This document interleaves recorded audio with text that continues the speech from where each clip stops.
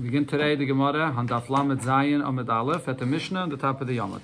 Continue here the halachas of the Shoyer Amuid, how it becomes a muid, and different details about it becoming a muid after it gores 3 times. Dr. Mishnah Shoyer Shehu Muid Leminoi, a shoyer that's a muid that every time it encounters another ox like itself, so it gores. Ve'ein muid l'she'ein minoi, and it's not a muid when it encounters another animal that it's not its kind. Or another situation, mu'ud la'adam, this ox is wild. Whenever it encounters a person, it gets wild and it gores him. But ve'ein mu'ud l'be'emeh, but it's not a mu'ud for animals. Or mu'ud l'ktanim, it's a mu'ud for its own type, but only if it encounters a calf, a small be'emeh. Ve'ein mu'ud l'gedalim, but if it encounters another ox that is large, so then it does not fight with it. It's not a mu'ud for it. So es shehu mu'ud loy, for the one that this shayr is a mu'ud for it, mishalem nezek shalom. If it gores, it damages, you pay full pay, nezek shalom. Ve'she'enu mu'ud loy, but the one that it's not a mu'ud for it, mishalem chatzi nezek, you only pay chatzi nezek. So here you see this concept in this Mishnah that the shayr could be a mu'ud for one animal, and at the same time it's still a tam for another animal. Doesn't go together. You see how it behaves. For some reason, this shayr is wild and it gets angry at certain kinds of animals or at the person and not at others. Now, Amru, the one that it's mu'ud for, it pays nezek shalem, and the one that's not, it pays chatzi nezek. After it becomes, of course, after it becomes a mu'ud, Amru lifnei Rabbi Yehuda. Now the question, based on this, so the students asked Rabbi Yehuda the Shaila, Hareza mu'ud l'shabbosis. What's if this shayr on Shabbos, so it becomes wild and it gores? So one Shabbos, a second Shabbos, a third Shabbos, on Shabbos it gores. But ve'ein mu'ud l'chayil, during the week it's calm. It doesn't have the same kind of behavior. So what's going to be the halacha here? Amar lahem, so Rabbi Yehuda said, l'shabbosei. So then if this animal gores on a 4th Shabbos, mishalem nezek shalom, so then you pay full pay. That's a mu'ud for Shabbos. Mishalem chatzi nezek. So during the week, if it gores, so then it is still a tam, and you pay chatzi nezek. Rashi here says that the reason why the animal behaves differently on Shabbos is because Shabbos it's not working, so it feels more free, it gets more wild. During the week, when it has to work hard, it doesn't have time to get wild like that. That's the pshat Rashi says here. But in other Rishonim, it's mashma that this inyan that the Mishnah says is not only regarding Shabbos, it's even regarding any other day in the week. If it's a mu'ud, every Sunday it gores. It's going to be the same halacha. On Sunday it's a mu'ud, and on every other day of the week it's going to be a tam. Now, Emasai hu tam. This shayr that became a mu'ud for Shabbos, how does it become back a tam? If you want to change it back to its first status, we had it before that you could change it back to its previous status. So over here, how is that? Mishiyachza boy gimel yemei Shabbosis. You have to have 3 weeks of Shabbos that passed, and it doesn't go 3 times on 3 Shabboses. Then it'll go back to its original status of being a tam. Okay, so here the Gemara will bring 2 gerses of how to read the Mishnah. We had the Mishnah, and I read the Mishnah the way it's written over here, but the Gemara brings another gersa. Itmer, so we learned the following machlekes. Rav Zvid says we read the Mishnah the way we read it, and that is ve'ein mu'ud tnan. You read the Mishnah that this shayr, which is a mu'ud for its min, ve'ein mu'ud l'she'ein mina, and it's not a mu'ud for not its min. That's how you read the Mishnah. Now, what's the significance of this ve'ein mu'ud with that vav? What it means to say is that we see that this shayr, when it encounters another shayr, it gores. Ve'ein mu'ud means, and it encountered other animals, and it did not gore. So it's verified clearly that when it encounters other animals, it does not gore. That's the way Rav Zvid reads the Mishnah. Ha-stome, so what do you understand? I'm sorry, I skipped the line. First Rav Papa. Rav Papa says, no. Eine mu'ud now. The way you read the Mishnah is without the vav. Eine mu'ud now. What does that mean? That we see this shayr, which is a mu'ud for its own min. And then you read the Mishnah on and it says, if you see that it gored its own min, even though you haven't verified, you don't see it encountering any other animals, and you can't verify what its behavior would be in relation to other animals. But nevertheless, just because you established it to be a mu'ud with its type, so you're not going to say that it automatically becomes a mu'ud for other animals. No, ain't a mu'ud. It's not going to be a mu'ud for other animals. The Gemara explains the machlekes. So the Gemara says, Rav Zvid Amar ve'ein mu'ud tnan. You read the Mishnah ve'ein mu'ud. What that means is that it has to be a situation. What the Mishnah is saying is, if you see verified both, you see it verified that it gores the animal that is its type, and it does not gore an animal that's not its type. Both are verified. then you know that it's a muad only for its type and not a muad for not its type. Ha stame. But if it's a case where it's a stame, where it's you see that it gored an ox 3 times, but something that's not its type is you can come around over here, the space over here. Right? But if it's a case of stame where there's no, you don't know how it would behave with other animals, then have a muad. It would be a muad for other animals. Rav Papa, however, Rav Papa argues and says, no, ain't a muad tanan. You read the Mishnah without a vav, and therefore what the Mishnah is saying is, the stame loy have a muad. What the Mishnah is saying is that if you see that it was a muad just for the shayr, and regarding other kinds of animals, it's not verified. You don't know. What the Mishnah is coming to say to you is, just because it's a muad for one, for its min, it doesn't mean that it's automatically a muad for others. No, ain't a muad. If it's a case of stam, which means that regarding the others, we don't know, it's not verified, over there we say that it's not going to be a muad. Okay, so that's the two fanim of how you read the Mishnah. So again, as we see it, the nafkamina is regarding a situation of stam. When it's not verified what the status is regarding other animals, will it be a muad or not? Says the Gemara, Rav Zvid, Daik Miseife. Rav Zvid is medayik like his pshat in the Mishnah from what it says in the Seifa of the Mishnah here. Rav Papa Daik Mireisha. And Rav Papa was medayik from an earlier case in the Mishnah. Rav Zvid Daik Miseife. Rav Zvid's diuk was from what it says in the Seifa of the Mishnah. Because the last case that the Mishnah said was muad liktanim ve'ena muad ligdailim, that the animal, this shayr, is a muad to gore small calves, but ve'ena muad ligdailim, it's not a muad to gore large animals. Now, if you're going to read our Mishnah ve'ena muad katani, that the Mishnah is saying that it's verified. Both are verified. It's a muad to gore one type, and it's not a muad to gore the other type. But if it would be a case where there's animals that it's not verified, have a muad, the fact that it's already a muad for the shayr.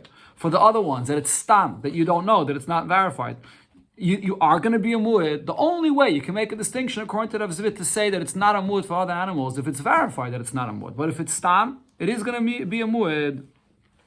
So ha kamash malon. So then I could tell you that this is what the Mishnah here is coming to say. That even when you see that this animal only gets into fights with little calves, nevertheless, when it comes to gedailim, even to larger, to an ox, nami, I still say the same thing. Mistame, that even if it's unverified that it gets into a fight with large oxen, have a muad. It's still going to be a muad. So there's a chiddush in what the Mishnah is saying here. You see that this animal only got into a fight, it only gets wild with ketanim. Nevertheless, I still say that it'll be a muad for gedailim, even though it's tama, even though it's unverified. But if you read the Mishnah like Rav Papa, and you read the Mishnah as ein muad, which means that only what's verified is verified, meaning stame lo yav a muad. If it's a muad for one, I'm not going to say that it's automatically a muad for another. That if it's a case of stame, then it's not going to be a muad. And that's what the Mishnah is saying, that it's muad for one, ve'ein a muad, and it's verified that it's not a muad for another. If so, the question is going to become, why does the Mishnah have to say this case of ketanim and gedailim? It's extra. Why is it extra? Because hashta yesh loymar, it already said in the first case of the Mishnah, miketanim leketanim, when this animal gets wild by one kind of animals, which are ketanim. Right? The first case of the Mishnah was minoi and eina minoi. So it's getting wild with one kind of animals, which is like its min, but only ketanim. And then there's another kind of animal, which is also ketanim, but it's a different kind of animal. The ketanim da alma. Ketanim da alma means a different min. So what do I say over here? According to Rav Papa, stumble ayav muad. That because it's not verified, so therefore it's not going to be a muad for other animals which are ketanim. If so, miketanim legedailim tzrichel meimar. If the animal is a muad for getting into a fight with small animals, is it necessary to say that it's not going to be a muad for large animals? Obviously, if you see that it only picks a fight with small animals, it's self-understood that it's not going to be a muad for large animals. So it's tzrichel meimar lo yav a muad. Would the Mishnah have to say this, that it's not going to be a muad? What's the chiddush over here? If you're telling me that between two animals, which are ketanim, they're taka two different minim, but they're both ketanim, if it's a muad for one, it's not a muad for another, for sure it's self-understood that if it's a muad for ketanim, it's not going to become a muad for gedailim. We see that this animal is not going to pick a fight with large animals. Answers the Gemara, Rav Papa Amalach, Rav Papa will tell you, this is not a raya at all. It's trich. No, this case is necessary for the Mishnah to say, because maybe I would say that the nature of the animal is as follows. Since I see that this animal is paratz, it breached, it gets into a fight with animals that are its own min, paratz. So then it gets into a fight with all kinds of animals that are its own min. It's not afraid, it's wild. It doesn't matter if it's large animals or if it's small animals. So therefore, maybe I would say, even though you're telling me that by the ketanim and ketanim from two different minim, that if it's a muad for one, it's not going to be a muad for another. But I can't compare over here. Over here, when it's the same min, even though it's a small animal and a large animal, but since it's all the same min, I would say maybe that it does become a muad for everything. Kamash malon, do have a muad. Therefore, it is necessary for the Mishnah to teach the halacha that it will not become a muad. This is Rav Zvid. Now, Rav Papa Dayek Mireisha. Rav Papa, he was medayek, like his opinion here from the Reisha of the Mishnah. What is it? The previous case, what does the Mishnah say? The Ktani, the Mishnah says the case of Muad La'adam, the share that's wild and it gores people, ain't a Muad L'Behemet. It's not considered to be a Muad for an animal. So now Rav Papa explains why over here it's mashma, like his opinion, that Yegaitis in the Mishnah ain't a Muad. Right? So which means that according to Rav Papa, if it's a case of Stam, if it's not verified, so then it's not going to be a Muad. Says the Gemara, if you're going to say that you read in the Mishnah that if it's muad for one, then what the Mishnah is telling you is all the others that are not verified, so then it's not going to be a muad. Stam lo yav a muad. That's what the Mishnah holds. That if it only it has to be verified. If it's not verified, then you're not going to be a muad for any other type. So then I could explain as follows. When the Mishnah brings this case of the animal that gets wild when it gores people, so it's saying as follows. That even an animal that's wild, so wild that it gores people, but it's not verified, regarding its behavior with animals, it's not verified. Still, I'm going to say that stam, it's not going to be a muad. What's the chiddush with this? So Rashi here explains, and we had this in the beginning of the Masechta, that it's more difficult for an animal to gore and get into a fight with a human being than with another behemoth, because a human being has a mazel. And it's harder for a behemoth to fight with a human being than it is to be wild and fight with an animal.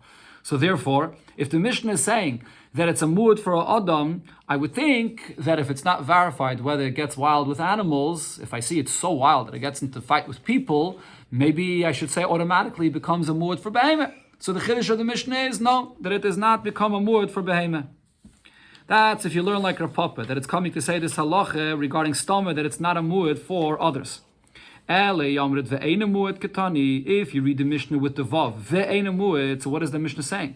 What the Mishnah is trying to say is that only what's verified clearly, what it's a muad for, and it has to be clear that you saw that for others it encountered others and it did not gore, then it's not going to be a muad. But if it's stam, it will be a muad. So now the case of Adam and Behemoth seems to be extra, because Hashi Yeshloim and Behemoth LeBehemoth Stama have a muad. If you're telling me that it gores one kind of animal, and with other kinds of animals you don't know, it's a stam. But still, I would say that it becomes a muad for all. So if so, if the animal is wild enough that it gores people, so do I have to tell you that it would be a muad for animals? Like I said, it's much harder for the animal to get into a fight with people. So for sure I would say that stam, it becomes a muad for everything else. So tzricha l'meima to have a muad. So here, in this case, according to Rav Zvid, is extra. Why is it saying Adam from Adam to Behemoth? Which should be self-understood that if it's so wild that it gores people, that it should stam become a muad for animals. But Rav Zvid Amalach, so Rav Zvid will answer you according to his opinion, and he'll say that Reisha Achazarakai. This case, when it talks about Adam and Behemoth, it's not talking about becoming a muad, because when it comes to becoming a muad, so then there's no chiddush over here. Rather, what is this talking about? Kogain, they have a muad la'adam. It's talking about chazara. What's chazara? Chazara means to change it back, that it should go back to become a tam again, the way it was before. And the case over here is kogain, they have a muad la'adam, muad lebehemoth. If this animal you saw was wild, it gored people, it gored animals. It was wild, it gored everybody. Now, then you see 3 times that this animal encountered another animal and it did not gore another animal. So the koi got behemoth plus a zimni because it stood by another behemoth 3 times, v'loy nagach, and it didn't gore. So now the Tame, you would think to say, so true, you see that it already calmed down. And with behemoths, it's not goring as much. But when it's in the presence of human beings, it does still fight with people. So maybe I should say, the fact that it's still so wild that it fights with people, even though with behemoths, it did calm down and it's not fighting with other animals, but maybe this should not be enough to change back its status to become a tam.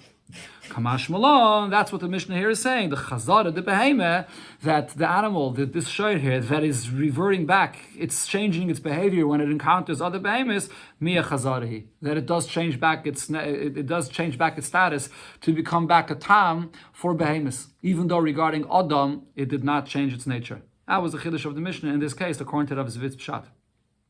Again, so Kamash Malon, the chazara, the behemah, miya chazarahi, yeah. Okay, but now the Gemara asks, on Rav Zvid's opinion, Meisvei, in a Braise, it says, regarding this case, of the animal that's wild to gore people, and it doesn't gore behemoths. So Sumchis, so in the Braise brings that Sumchis disagrees with what it says in our Mishnah. Muad la'adam, an animal that's a muad for a person. Muad le'behemah. It's automatically going to be a muad for behemah. Why is this? Because it's a kavachayme. Uma la'adam muad. If it's wild enough that it gores people, like I mentioned, it's harder to gore people, and it's still that wild. So for sure, we could consider it to be a mu'id for animals. So what's the language over here of Sumchis? Sumchis is saying, once it's a mu'id for Adam, it's automatically a mu'id for Behemah. So Miklal, so from this we understand, Sumchis is coming to argue on the Tana of our Mishnah. The Tana Kama of our Mishnah, what is he saying? Ein a mu'id kamar. The Tana Kama is not saying mu'id la'adam, so when is it not going to be a mu'id la'behemah? Ve'ein a mu'id, only if you have it verified that it's not mu'id for behemah. It's mashma that from what Sumchis is arguing on the Tana of our Mishnah, that the Tana of our Mishnah is coming to say that if it's a mu'id for a Adam, then it's not going to be automatically a mu'id for behemah, even if it's unverified, even if it's a stomach. So this is a question on Rav Zvid's pshat. So again, the Gemara says, Amalei Rav Zvid. Rav Zvid answers over here as well, similar to the answer that he said before, that according to Rav Zvid, when the Mishnah and Sumchis here in this Braisa speak about Mu'ud la'adam and Mu'ud la'behemah, it's not speaking about becoming a Mu'ud, it's speaking about how you change back. Once you are a Mu'ud, how to change back to become a Tam again. Sumchis achazarakai. Just like in our Mishnah, when it talks about Adam and Behemah, it's talking about reverting back. So to over here, Sumchis is talking about going back. Bava Kama, and this is what he's saying to the Tana in our Mishnah. This that you said, Chazara the Behemah, Chazara he, that this shar that was wild, and it gored people and animals. And now we see that it changes its behavior regarding behemoths. Even though regarding people it did not change its behavior. But that's enough of a chazara. So he says, so on this Sumchis is arguing, no, chazara the behemoth, lav chazarahi. If we see that it only changed back its behavior when it encounters a behemoth, but when it encounters people it's still wild, it's not going to change back to become a tam. And I learned this from a kavachayim. I can understand this with a kavachayim from Adam. If when he encounters people, he's still wild, the animal is still wild. So you can't revert back its status to become a tam if it's still wild and gores people. That's the case over here, so it's not a question of Rav Zvid. Here it's talking about reverting back to becoming a tam. Ravashi says Toshima, and he asks here a question on Rav Papa's pshat. Because over here, in the continuation of our Mishnah, what did it say? Omru lifnei Rav Yehuda. They asked Rav Yehuda the Shaila, Hareze mu'id l'shabbosis. When you have an animal that is a mu'id, every Shabbos it gets wild. Ve'ein a mu'id li'maisachel. And it's not wild in the weekdays. So over here, what's the girsa here in our Mishnah? What are they asking? Ve'ein a mu'id means that it's verified that it gores every Shabbos. And during the week, ve'ein a mu'id, it's not verified. We don't know during the weekday. Sorry, again, now we don't know. During the weekday, it does not get wild. Every time it encounters an animal during the weekday, it does not gore. That was their question. And Amalehan, Rabbi Yehuda answers to them, L'Shabbos is Mishalem Nezek Shalem. That on Shabbos you pay Nezek Shalem because it became a mu'ud to Shabbos. L'Yimay Mishalem Chatzi Nezek. During the week you pay Chatzi Nezek. It's still a tam. That's the question and the answer that it said in our Mishnah. So now the Gemara explains that this only works according to Rav Zvid, that you read ve'ein mu'ud. Now, if you read the Mishnah ve'ein mu'ud, so sheyulu the kamishayli lei. So then you read the Mishnah, it's understood that they're asking a shaila, and v'hunam mikamahadaluhu, and Rabbi Yehuda is answering their shaila. It all makes sense. Right, so how do you read the Mishnah? They were saying, A case where it's a mu'ud for Shabbos and it's not a mu'ud for during the weekday. What's going to be the din then? And he answered them, it'll only be a mu'ud for Shabbos. But Eli Amrit, Einay mu'ud ketani. If you read the Mishnah Eina mu'ud and you don't read ve'eina mu'ud, so then it doesn't even sound like they're asking a question. Let's read the Mishnah with Eina mu'ud, without the vav. Then what do you read? Then you read it. Omru lefnei Rabbi Yehuda, Hareza mu'ud l'shabbosais, Eina mu'ud li'maisachel. They're not saying a fact. Ve'eina mu'ud. It sounds like they're saying a halacha. If it's a mu'ud for Shabbos, Eina mu'ud, then it's not going to be a mu'ud for during the week. How could you read the Mishnah that way? They're teaching Rabbi Yehuda. They're telling him a halacha. Are they trying to teach Rabbi Yehuda halacha?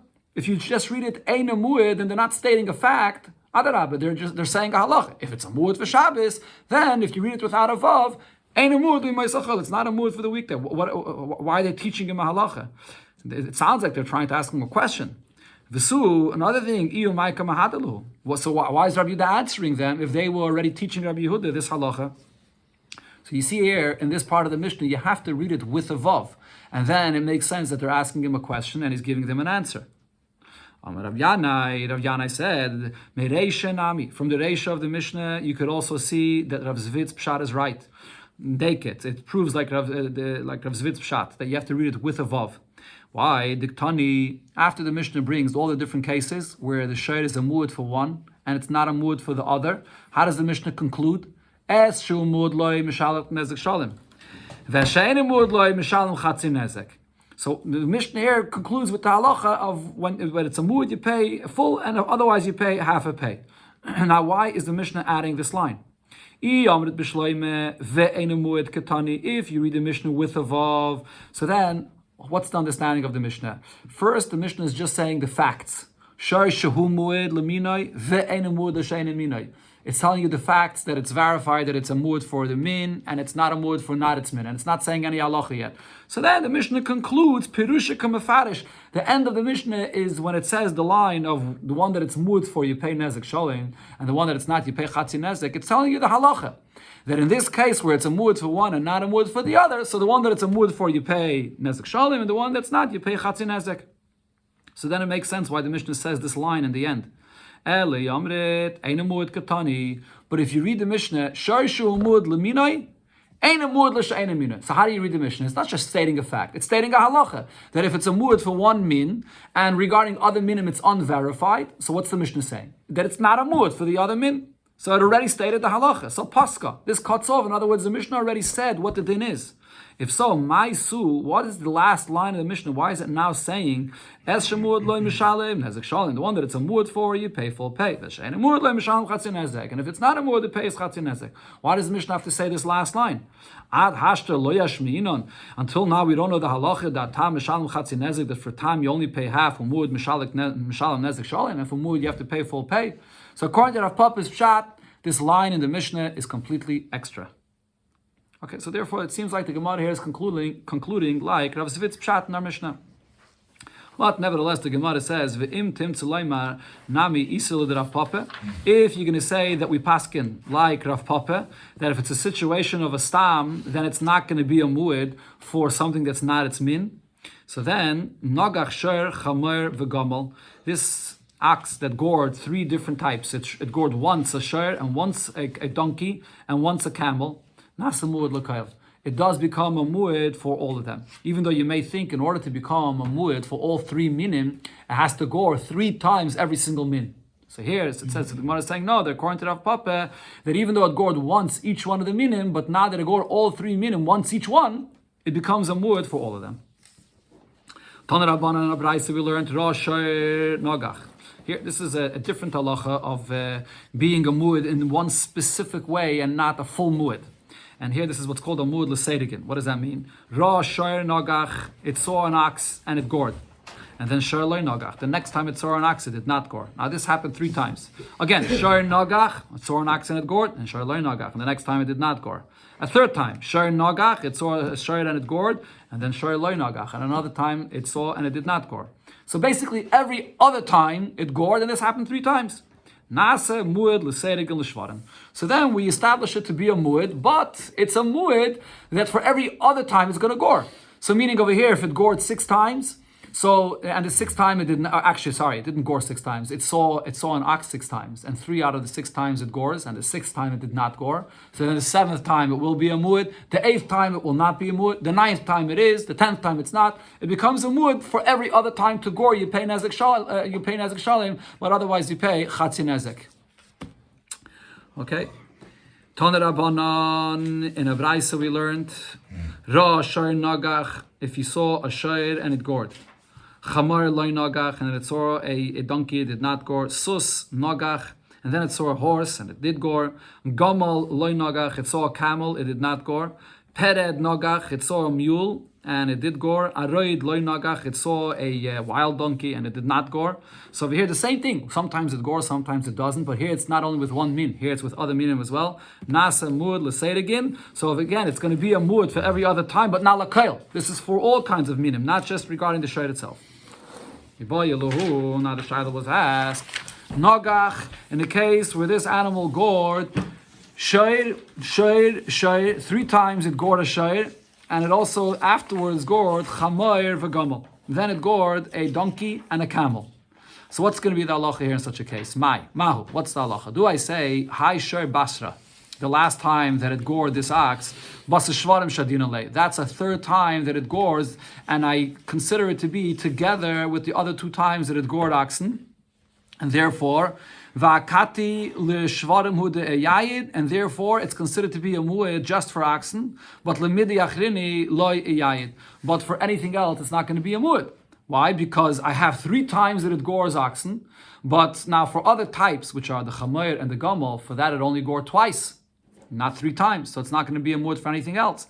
And there's a very strong svara to say that you should put the 3 times of the shayr together, because the shayr goes together with the other 2 that already happened before. And also, it's the same min that we see that it gored 3 times. So I put the 3 shayrs together, and it's going to be a mood only for the shayr. The chamer and the gamal stay separately, and for that it's only twice. It's not going to be a mood for other minim. Or perhaps I could say, Hai Shayr Basra, the last time that it gored a shayr is not related together with the other 2 times. Basar, Chamer, V'gamel Shadin Alei. It goes together with the donkey and the camel, and V'yayde L'kulamini. So now I have 3 times shayr, Chamer, Gamel, and it becomes a mood for everything.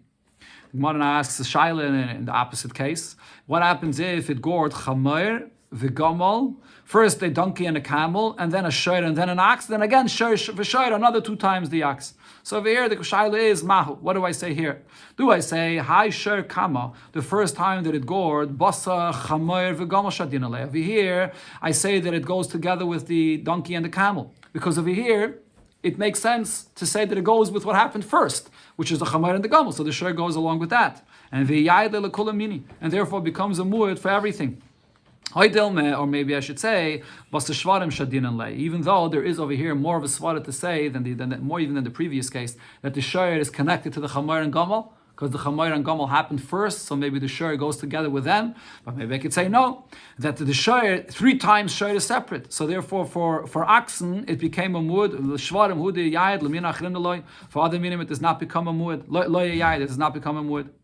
A similar shaila regarding what we learned in the Mishnah, that you could have a shayr that's a muad for Shabbos, but not a muad for a weekday.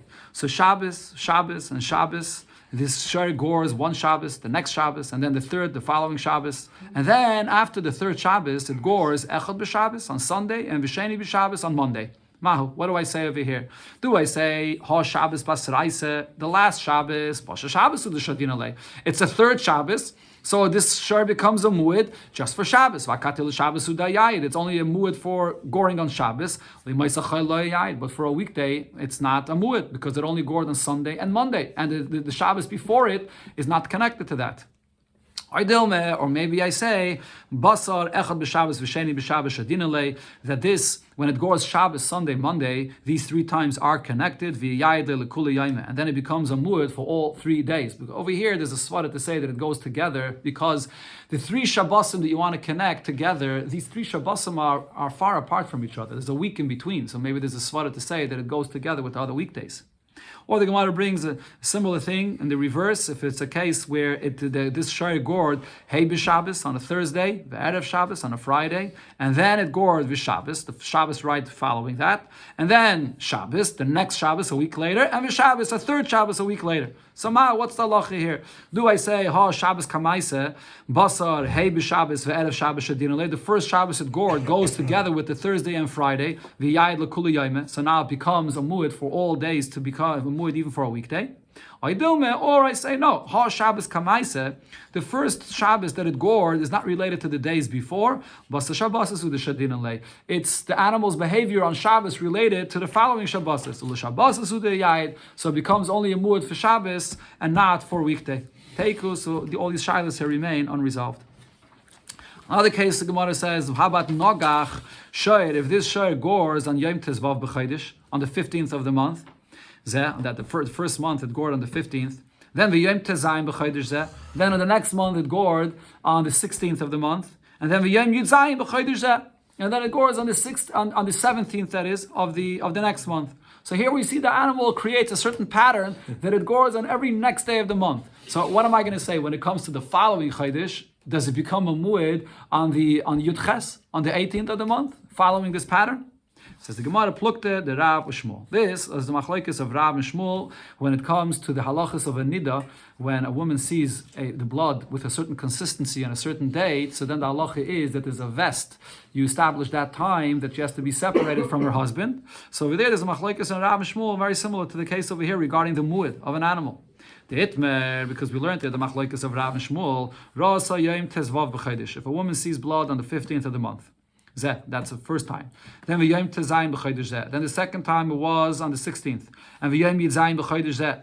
And then it saw a third time on the 17th of the month. So what happens? Rav says, Kavala vest. So now she established a vest, meaning when it comes to the following month, on Yud Ches will be the vest. That will be the time that we see that every day, the next day of the month, is when it's expected for her to see, and therefore she'll have to separate from her husband on that day. Shmuel Amar, however, Shmuel says, no. It's gonna have to be, you're gonna have to wait one more month. Meaning the first time she saw, you did not have yet established the dilug, the fact that she sees the following day in the month. It's only the second time that you see now that she sees a dilug, that she sees blood a day later. So only after it happens the next month on Yud Ches, then the following time on Yud Tes, are you going to say that it already established that date? And the same thing over here regarding the Shvarim. It's machlokes of Rav and Shmuel, whether you could establish the mu'ud on Yud Ches in the following month, or you have to wait another month until Yud Tes when it's Mishalish B'dilug. Omar Rave says, Shoma kol shefer v'nogach. This ox here is the sound of a shefer, and it goes and gores. And then again, kol shefer, here's the sound of a shefer, and when that happens, it gets wild, v'nogach, and it gores, and a third time, kol shefer v'nogach. So what happens? Nasa mu'ed l'shefris. So now we see that this animal is considered to be a mu'ed every time he hears the sound of a shefer. Says the Gemara Pshita. What's the chiddush of this halach? Isn't it obvious? We see that this causes it to get startled and wild. Says the Gemara, no. I would think, Hach shefer kama siyuta ba'almo denakti. The first time it heard the shefer, so then it got completely startled, and therefore it's siyuta ba'almo, it got startled, and it can't combine with the following times. And therefore, it doesn't become a mu'ud after these three times. It has to be another time.